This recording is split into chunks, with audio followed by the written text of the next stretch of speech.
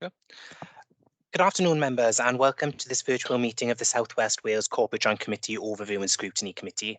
Please can you ensure your phones are switched to silent for the duration of the meeting? In addition, if I could ask when asked to or wanting to raise any questions, could you raise your electronic hand so we can keep track on who's asking anything at that point? My name is Craig Griffiths. I'm the CJC's monitoring officer, so I'll be opening this meeting. And the first item that we will have on today's agenda is to appoint a chair and vice chair for this particular committee. So could I have a proposer, please, for the role of chair?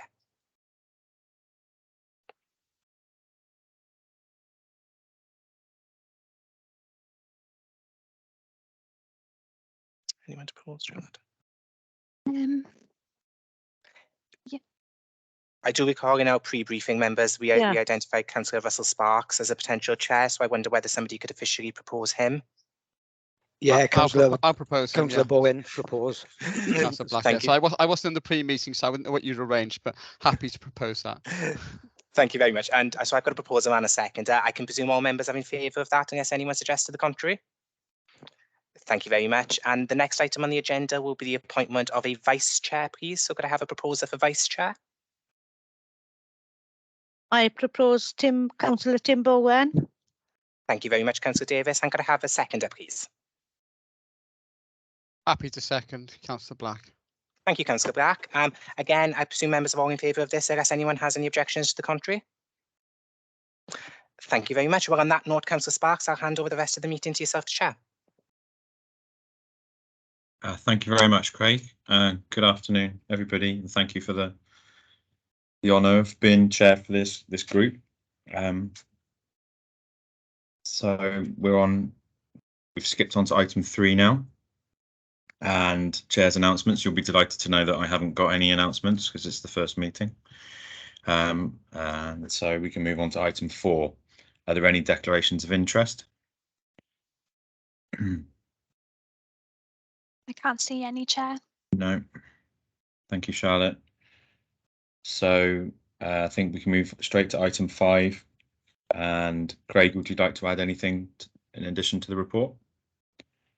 Thank you, Chair. So I thought it would be helpful if I give members a general overview as to what the content of the report. I'm conscious of the fact that this is the first meeting of the CJC's Overview and Scrutiny Committee. So I thought it might be advantageous just to give you an overview of our decision-making processes, obviously, that we have now within the CJC and how we've structured various matters. So I'll give that general overview, and I'd be happy then to answer any questions that members may have, Chair, as we go forward. So I'll just start off by explaining that, as you all be aware, the Local Government and Elections Wales Act created this new organisation or entity called the Corporate Joint Committee, and it's been created in the first instance to oversee specific functions, that being the development of a strategic development plan for the area, regional transport plans. You also have the powers then to be able to do things to promote the economic well-being of the area. So somewhat different to our previous arrangements, such as the City Deal and other types of joint committees, in that the CJC now will be its own body. So it has the potential of employing staff, it can hold assets and budgets, and obviously then it will undertake certain functions as well. So the 4 substantive councils in the area, Pembrokeshire, Carmarthenshire, Swansea and Neath, Talbot, are the council representatives for the CJC. However, in respect of the strategic planning functions, also members will be Pembrokeshire National Park and Brecon Beacons National Park. So in order to meet our sort of legislative obligations, the CJC, which is the main decision-making committee, is basically made up of the 4 elected leaders from the 4 councils in the area. And obviously then, as I mentioned, the members of the Brecon Beacons and Pembrokeshire National Park also sit on the committee to vote on strategic planning related matters. What we've tried to do then, obviously, in order to take forward the ambitious work programme that the CJC is going to have, is have a number of subcommittees then, with each of the specific strands of work ultimately that's been incorporated. So again, we have a subcommittee which is on regional transport, we have an economic well-being for regional economic development, and a strategic development planning subgroup. Somewhat different though compared to other authorities, we also have a subcommittee on a regional energy strategy, obviously having that linked into the economic well-being programme that we're under the obligation to deal with.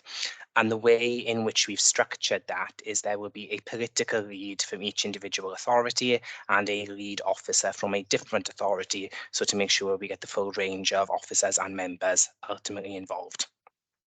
The Corporate Joint Committee as well is slightly different in the way in which we can operate, in that we can actually co-opt people onto the actual committee itself. And the purpose of that is to make sure that we're strengthening the breadth of experience and skills ultimately available to the Corporate Joint Committee, and making sure we get the views of all of those in the relevant industries and sectors.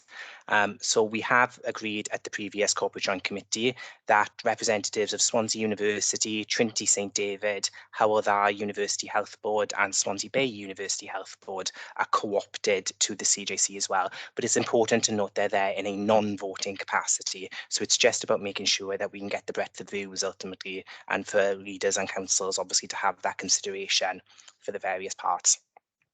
When corporate joint committees have ultimately been created, it's their aim to be part of the local government family. So a number of the obligations and decision-making forums that we have are going to be very similar to what we're accustomed to within the council setup that we have.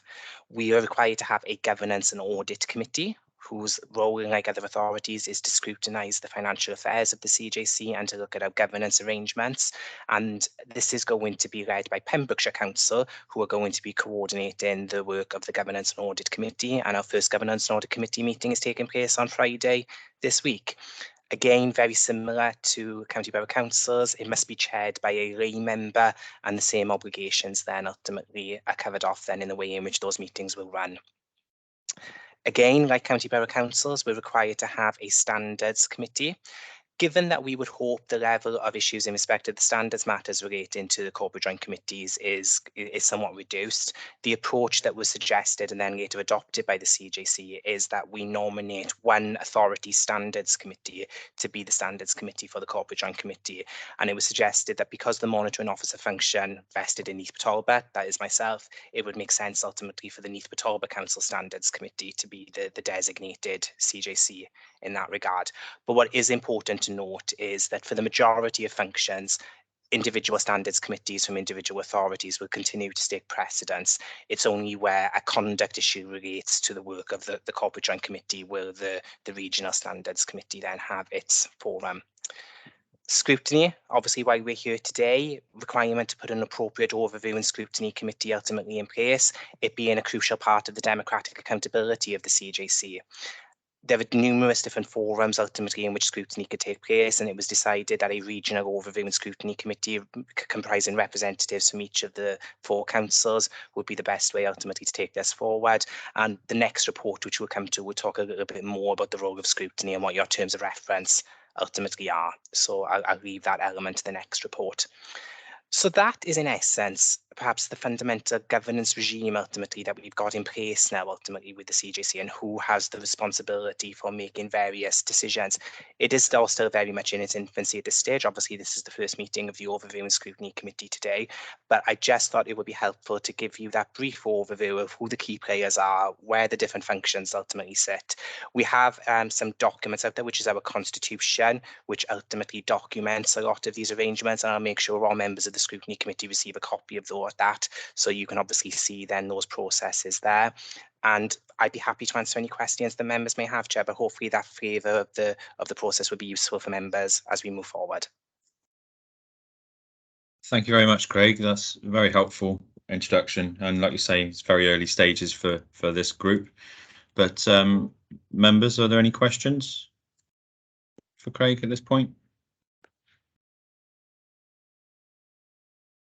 Just wait for just the technology isn't allowing somebody to put their hand up. No, okay, fine. I'll assume there's no questions then.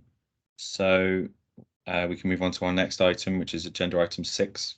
Yeah, Chair, that one was just for noting then as well. So I'll just move forward. Okay, sorry. It's okay. Thank you, Charlotte. So that was just for noting. Go on. Sorry, I had a question which I was waiting for agenda items because I assumed that was going to be a separate item. In terms of the membership of the Overview and Scrutiny Committee, I know you've got the national parks on the actual main body, but not on the Scrutiny Committee. Will there be any representation of the national parks on the Scrutiny Committee as well? Thank you, Councillor Black, for that question. So at this stage, we haven't set it up that the representatives of the National Park will be on the scrutiny committees, but we're looking at a report ultimately to go to the Corporate Joint Committee to look at options and how we can increase National Park participation in various matters going forward. So we've recently had some discussions with them because we're trying to make sure as well there's consistency between ourselves and other authorities and other CJCs that have been adopted. So national parks are clear as to how they're going to be operating. So we are looking at ways in which we can involve them in various different statuses, and that will be subject to a future report to the CJC. But we're just having some discussions with the National Park colleagues at the moment as to what the extent of their involvement could be. And we are, of course, having to act within the confines of what the legislation ultimately says. So they only have a voting right in respect of the strategic planning related matters. Anything else, it will just be a determination for the CJC ultimately to make. But I understand the focus is making sure that the voting arrangements rests within the constituent councils itself, given the nature of the work and the role ultimately that we're going to be doing. But it will be subject to a future report, and I can bring an update back to the scrutiny committee as to certain options that are being considered at that point, if that would help. Presumably you want to limit their role in the scrutiny committee to strategic planning as well, or would they have a more wider outlook? As it stands at the moment, there's no requirement for them to be on any scrutiny committee. Right. And so it would be looking to see what the fullest extent of their role could be. So it could be the case they could be co-opted to give non-voting in all of the areas or limited to certain areas, and that would be a decision then for the main CJC to determine. Okay, thanks. Okay, thank you, Councillor Black. So, Charlotte, I think I'm going to move on to agenda item 7 then. Yeah, that's great. Yeah, okay. So then we've got the Chief Executive of the Corporate Joint Committee in attendance. And Karen, would you like to? Sorry, Chair. Is Sorry. that right? Sorry. We move into item 6, which is the terms of reference for Craig. Apologies. No, I thought okay. That's why Councillor Black had asked his question, because I thought we weren't doing agenda item 6. I thought but yes, absolutely. Agenda item 6, please. Terms of reference. Yeah.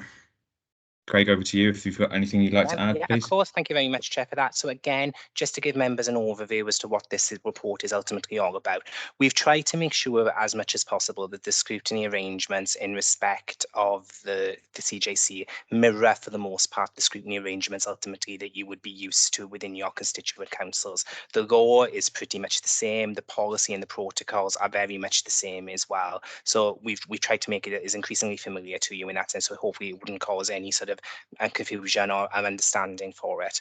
The role of a scrutiny committee effectively is to look at the work programme of the Corporate Joint Committee and those areas ultimately that they have the function of ultimately determining. So you have the option here within the scrutiny committee to engage in some pre-scrutiny, some post-scrutiny, various different aspects. So it is very much within your gift as to the types of issues ultimately you would wish to consider. So what we included in your papers are a set of your scrutiny procedural rules, which in effect govern what the overarching work of the scrutiny committee is ultimately going to be as we go forward.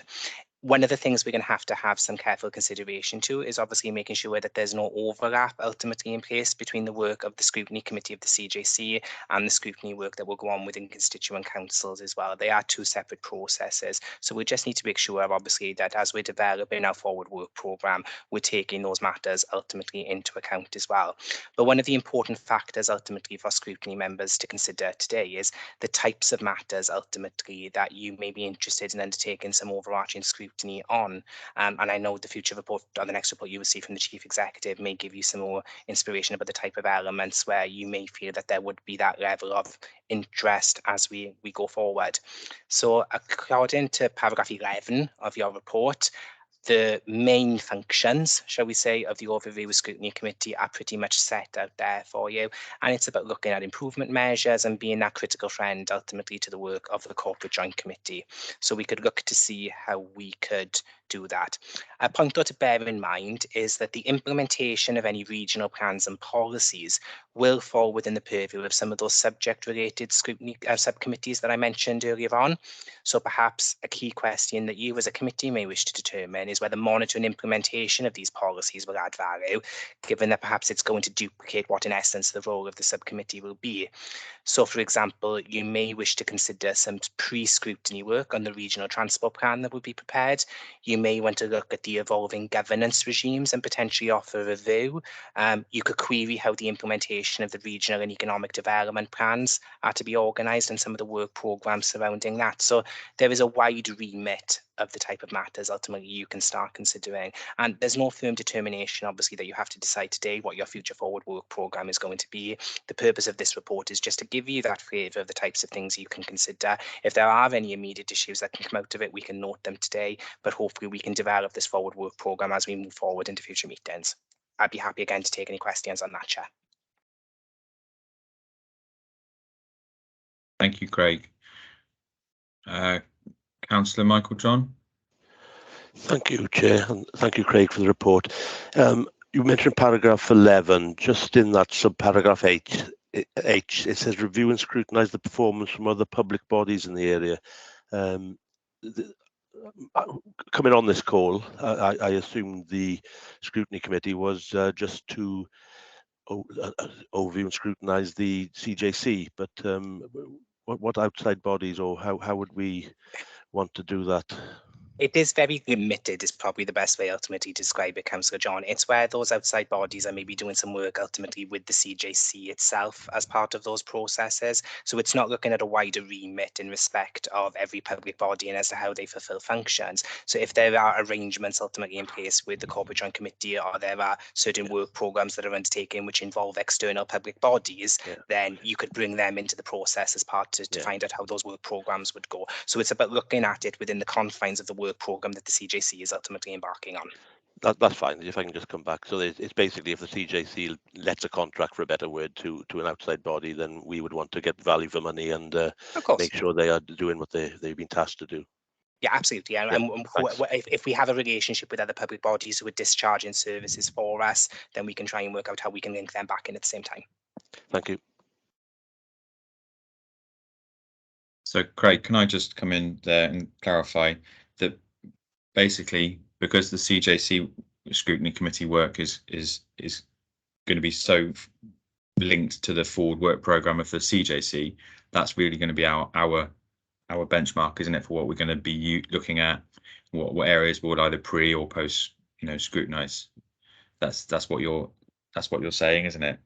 I think that ultimately terms. contributes to it as well. Yes, you will have forward work programmes of the Corporate Joint Committee. We do keep those records. I mean, they can be brought obviously to future meetings. So you could see some of those matters on your agendas and decide if there are particular aspects you're interested there. But in addition, as well, as I mentioned, there may be opportunities. You may wish to look at some of the governance arrangements. You may wish to look at how certain structures have been put in place. Ultimately, again, those are within your gift in the same way. Yeah, okay. I think as far as I'm concerned, the more information that we can have, shared from the Corporate Joint Committee and what their work programme is and what the decisions they're making, then that will help us to look at our forward work programme. Because I want to make sure, like you said, we don't overlap into county areas when we want to stay specific on this regional focus. I think that's really important. Thank you for highlighting that, Craig, today. Were there any other questions from members? No. Okay, so I think that we can finish item 6 then, Charlotte. And now, although I tried to go earlier to item 7, I think I can go to item 7 now. Is that right? Yes, that's perfect. Thanks, Chair. I'll do that then. So I can invite you to comment on your report, please, Karen. Right. Thank you very much, Jen, and glad that I've been able to join you this afternoon. I just wanted to say at the beginning of my presentation that I'm here to help the committee as well. So although I've got the statutory chief executive role and spend a lot of my time advising and supporting the main Corporate Joint Committee, obviously I'm here as well to support you. So if there's any point in time where I can be of help to you in the way you need to discharge your functions, and please just let me know. You've got Chris Moore as well on the line, who is the Section 151 officer. So Chris is experienced Director of Finances, as you may know, who sits in Carmarthenshire Council. And you've also got Owain Enoch on the call as well, who's doing a sterling job in supporting me with the business functions of the Corporate Joint Committee. So we're all here to help, I guess, is a kind of key message, Chair. But just in terms of the report and where the Corporate Joint Committee is at the moment, obviously it's new, so we've been spending a lot of time this year making sure we put in the right governance arrangements in place. So Craig has covered some of the elements of that in what he talked to you about earlier. We'll be shortly going through a process where we'll need to be proposing a budget for the second year of the Corporate Joint Committee. So that may be something that you will want to take an interest in, because as you know, we have to then levy the constituent councils in terms of where the funding comes from to support the resources that are available to the Corporate Joint Committee.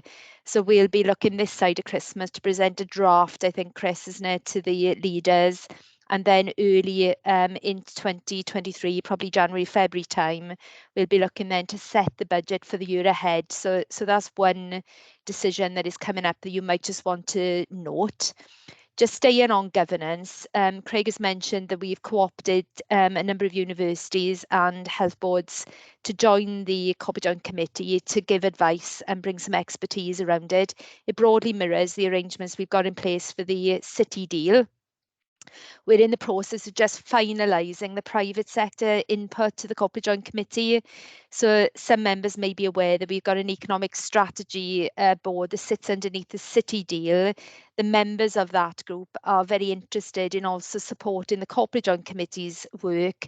But we know that because the scope of the Corporate Joint Committee's work is broader than the city deal, we probably need to increase the representations. We're covering off all the sector interests. So that may be another area, Chair, where the committee might want to take an interest in. How are we making sure we are getting input from the private sector in terms of the kind of Corporate Joint Committee's forward work programme. So that's another area I thought I might usefully flag up to you today. And just finishing off on governance, because this may be an area that you may be interested in, but just like councils, the Corporate Joint Committee has a number of public sector duties that it has to discharge.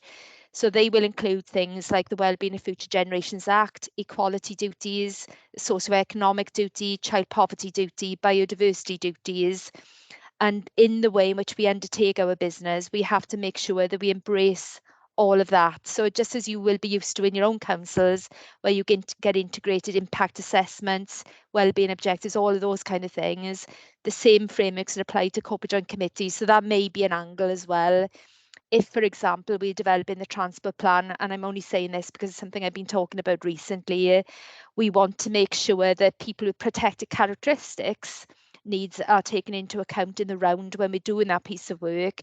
Those are kind of themes that the committee might be interested in exploring as we get into more of the substance of the committee's work going forward. So quite a lot of work, I would say, this year, just setting it up, getting the governance in place.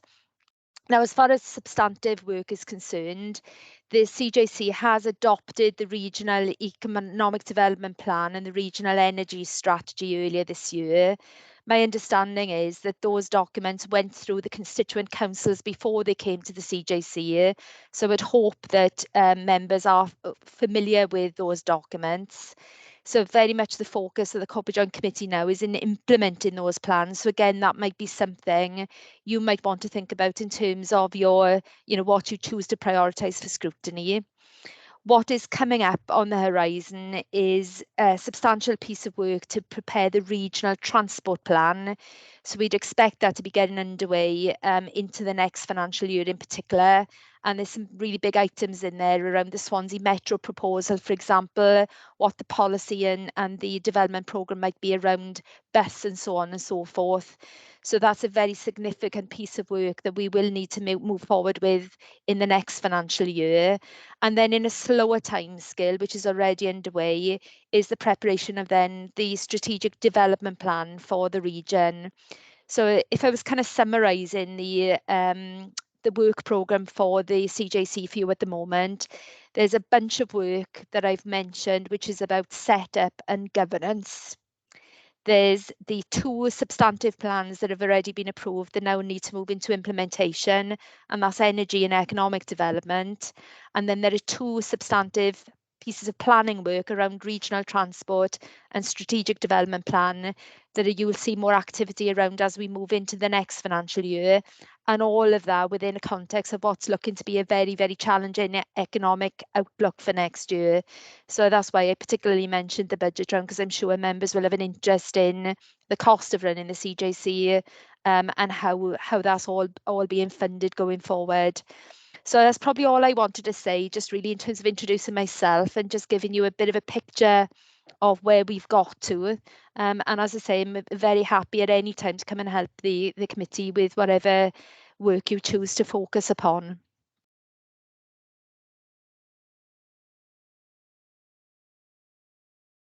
Thank you very much, Karen. Very interesting oversight. Councillor Black, you had your hand up. Would you like to ask a question? Yeah, thank you.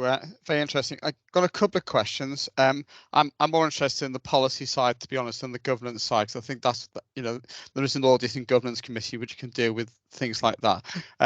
First of all, in terms of the budget, does the committee impose a levy similar to the fire authority? Or is that how they raise the money on each of the constituent councils? That's the first question.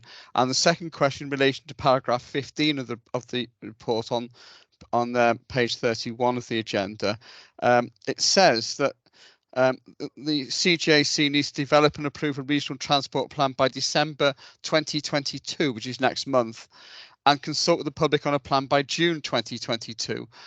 Should those be 23? I'm just confused about the dates. They don't seem to make sense to me, especially in light of what you just said, Karen. Yes, thank you, Councillor Black. Just in terms of the dates, I think that was correct at the time the original version of this was prepared. We are still waiting on final guidance from the Welsh Government, so those timescales have slipped. There's been some discussion about what input the Transport for Wales entity is going to have into the transport planning process, and we need to clarify that so we can see where the resources are going to come from to be able to move that work forward. So there has been slippage in the Welsh Government timetable around that. So I think once we've got clarity on that, we can certainly come back and make the committee aware of that. So you've got the milestones for undertaking that piece of work. And as I say, we'll have more clarity as well then about the resourcing of that. And that's something we're trying to urgently deal with before Christmas, because obviously we need to build any financial commitments into the budget for next year. If I may, I'm not going to answer the first question. I'm going to ask Chris Moore, as he's on the call, to answer that. So can I hand over to you, Chris, on that one? Okay, yeah, thanks, Karen, and thanks, Councillor Black, for your question. Yes, is the short answer. The process and the formatting is very similar to the Fire Authority. The regulations require us to present a draft budget to the CJC Joint Committee before Christmas, and then re-present in January as a final budget.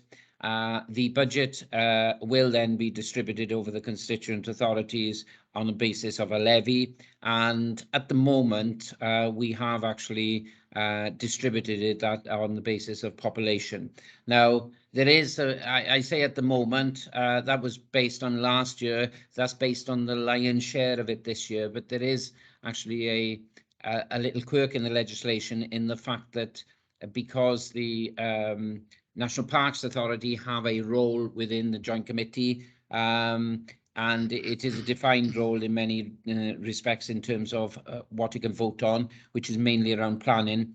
There needs to be a consideration which Joint Committee will need to make as to whether they actually levy the national parks as well. They didn't last year, but there wasn't much in terms of planning appropriate for that levy. But I suspect that there should be a small levy going forward this year to the national parks, which will be part of the budget discussions, and then the balance of the budget will then be distributed through the levy to the constituent authorities, the 4 constituent authorities, and that will all be finalised in January. As the Chief Exec said, there is a draft budget being developed at the moment, and that will hopefully get to the Joint Committee in December. And perhaps the Scrutiny Committee wants to call to actually have sight of that during the period. I would suggest probably between December and January, sometime before it's finalised. Thank you. Thank you. Thank you, Councillor Black. Councillor David Howlett, Yeah, thank you, Chair. Yes, I would also suggest, with value for money being critical here, it would be very sensible to look at the budgets. Obviously, I presume, like many of us, that this sort of entity, this committee, is new to me. So I think it would be very sensible and timely to look at them in the timescale that was being mentioned. Thank you, Chair. Thank you, Councillor Howlett. Actually, I had a question, Chris, if I can ask you, just on the, could you give us could you give me an idiot's guide to the rough amount of budget that we're talking about in terms of how much, you know, the Corporate Joint Committee has to work with, and then how that, you know, how that is distributed, you know, when it's distributed to the authorities, how they're spending it. Am I right in assuming that's going into implementation? So maybe it wasn't so much this first year, but now the second year it might be more, or there might be a demand for it to be more. Could you help me out a little bit with yes, that, I certainly can. The component elements of the budget is made up around the governance costs, the statutory officers costs, the administration in terms of legal work. So you have a number of SLAs from the constituent authorities in respect to those services, like my own Section 151 responsibility and Craig's monitoring officer responsibility, etc. Then you have the 4 work streams, and this is where the burden is going to come from rolling forward, is that the regional work in the regional plans in terms of the transport, regional transport plan, the planning plans, etc., are all going to come where there's a significant amount of work to be done in those work streams to deliver that. And therefore there's an element of cost coming into the Joint Committee in respect of that. So those are the sort of main, and obviously now we have a full-time officer supporting, which the Chief Exec mentioned earlier, Owain Enoch. So those are the costs that are accumulating. They were last year, from memory, and Richard's going to confirm with me, around about 700,000 in total, which was distributed.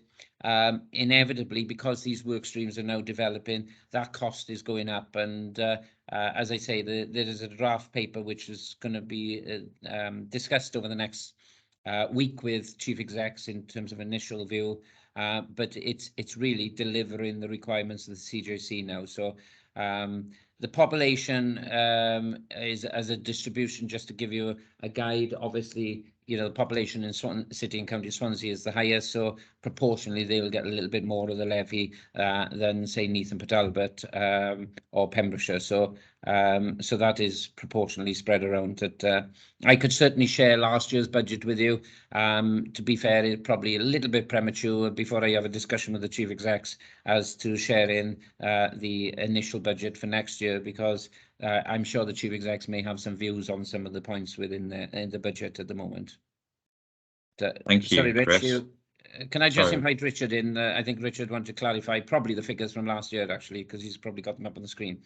Richard, Yeah. shall I say, is the finance officer who's been supporting the CJC under me.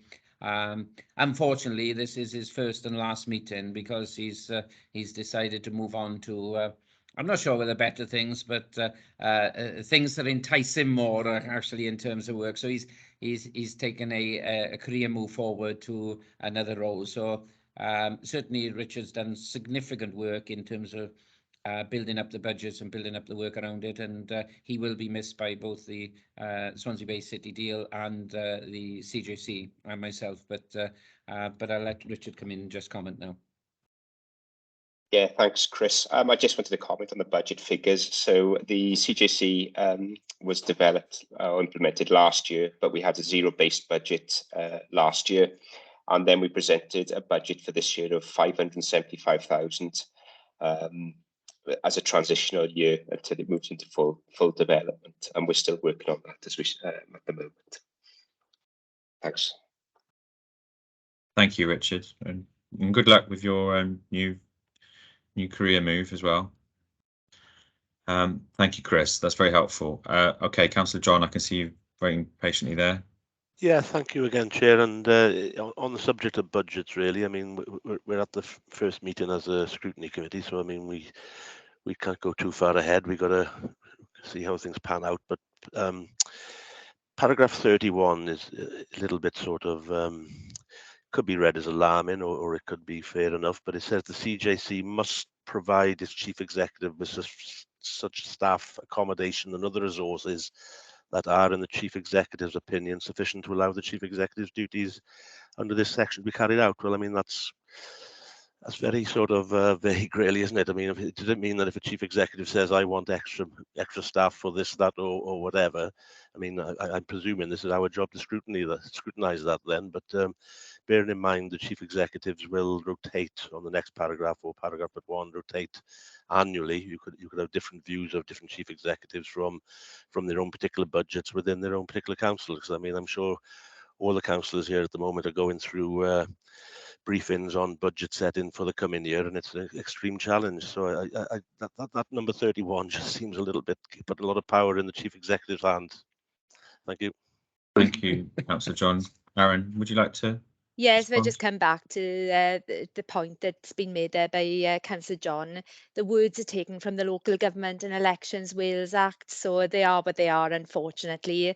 And it is the case that chief executives do have that kind of fallback position. And I say fallback because I think there is a good spirit of working collaboratively across South West Wales. Yeah. I think we're all fully aware of the enormity of challenges that we've got in front of us. And we've had a good track record, I would say, so far of working together, getting a really good consensus after debate about what the right thing is to do.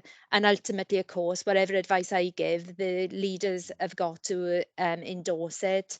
And I don't think there's any difference between the current set of chief executives in terms of the way we need to work. So if there's some reassurance for you, even though the legislation does give that backstop power to chief executives, I think is there in extremis.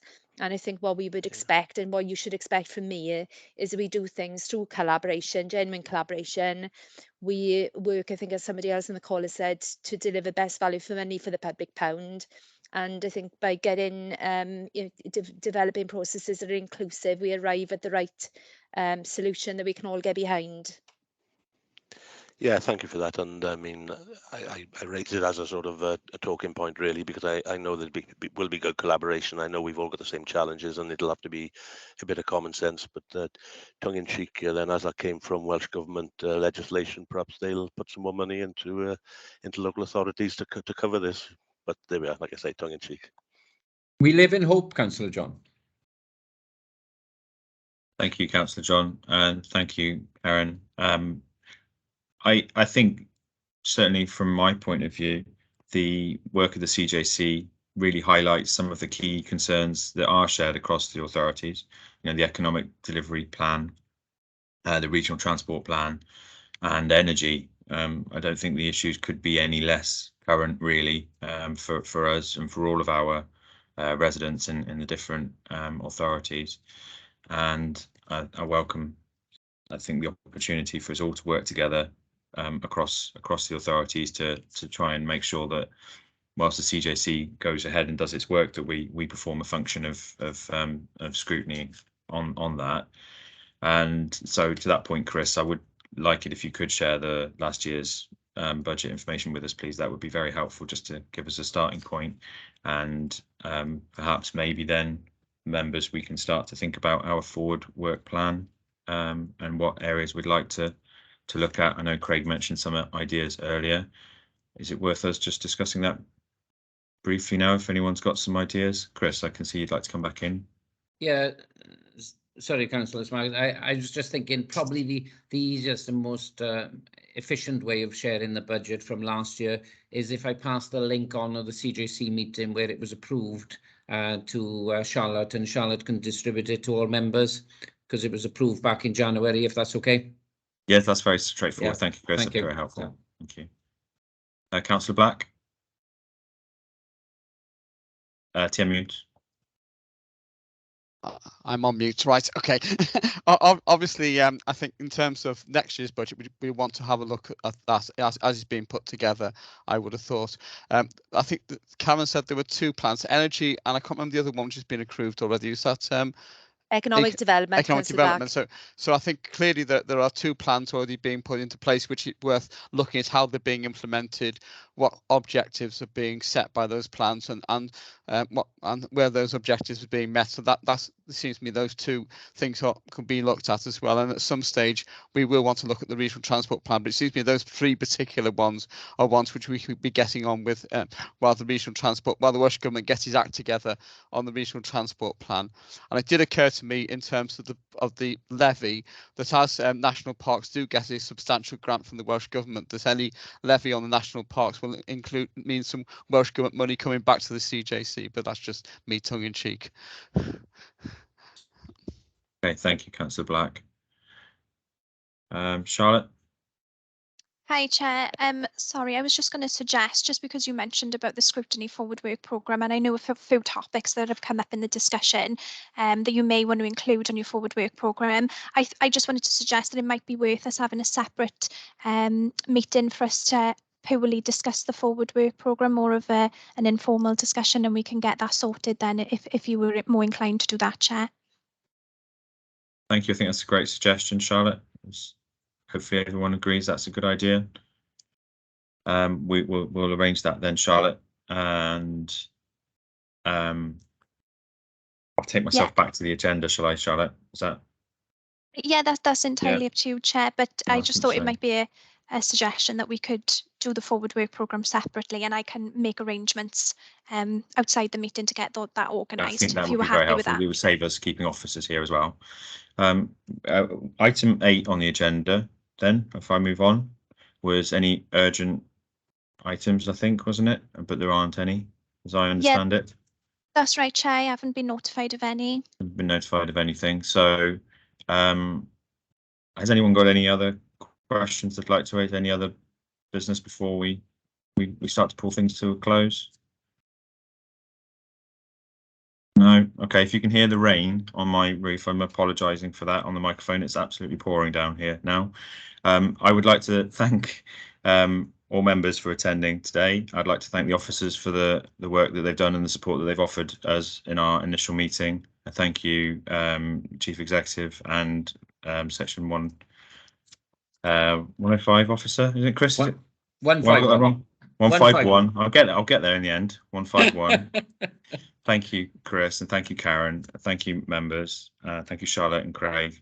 So, unless anyone's got anything else, I think we can draw this meeting to a close. I think that's everything, Chair. Thank you.